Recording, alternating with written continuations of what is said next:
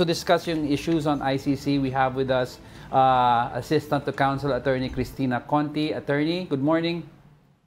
Yes, good morning. Good morning po. Welcome to News and Views. So I would just like to get your insights on this. How do you assess po the impact of these procedural maneuvers on the timeline for the confirmation of charges? Yes, so we're on track to have the confirmation of charges on September 23rd.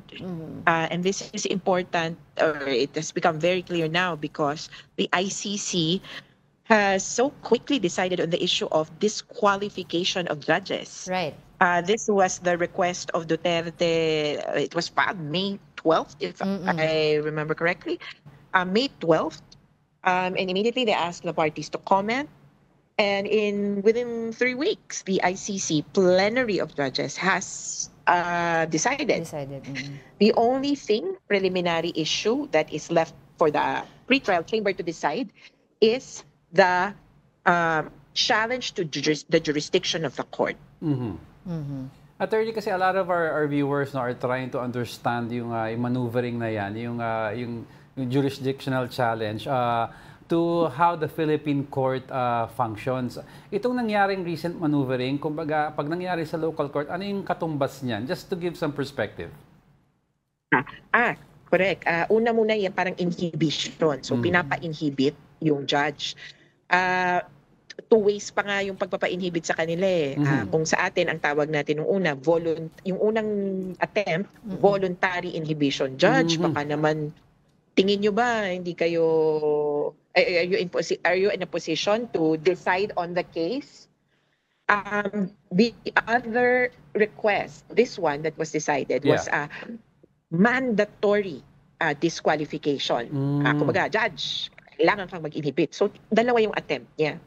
Itong susunod na question to the jurisdiction of the court, ito na yung parang motion to dismiss. Naku, ito yung parang word of the day. Ni Bato de la Rosa sa impeachment case ni Sara Duterte, that the trial court or doon sa kaso ni Sara na parang does the impeachment court have the authority to try this case?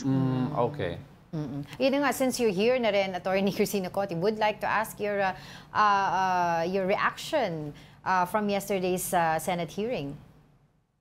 Nag-convene din sila as impeachment court. As a Filipino lawyer. As a Filipino lawyer. It was certainly very interesting because they were making the rule book as they went by.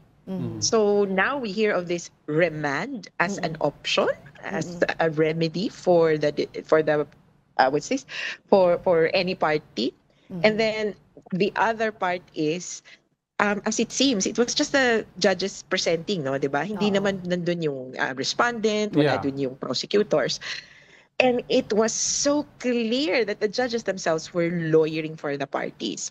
And then second, as well as part of the ICC and, well, in general, as someone familiar with international law, it was interesting how some concepts were mixed in. For example, the term of competence de la competence. Yes. So parang competence de la competence, yan yung sabi ni Senator De La Rosa. So, sorry, I'm so fixated on him now. But it's an international law concept that pertains to arbitral tribunals. That we as an arbitral tribunal, ang arbitral tribunal, ito yung parang lalapitan mo kapag gusto mong mag-areglo. So, hindi talaga sila korte, pero parang tinayo na, okay ba? Dito ka makipag-mediation or arbitration. Hindi batas ang nagtayo niyan at uso yan sa commercial law. Okay. O kaya yung sa UNCLOS, parang mag-set up tayo ng tribunal, parang jury system. Pipili tayo sinong magpapasya, tapos kung anong sabihin nitong third party nung arbiter, susundin natin. So yung competence de la competence doon naka-apply. Dito sa impeachment court, hindi ganun hindi pinag-uusapan yung jurisdiction. The jurisdiction of the impeachment court is established by law. Yes. Right. Pero quickly lang, Attorney, I'd like to ask, speaking of Bato, do you have any word if there's a possible red notice for the senator?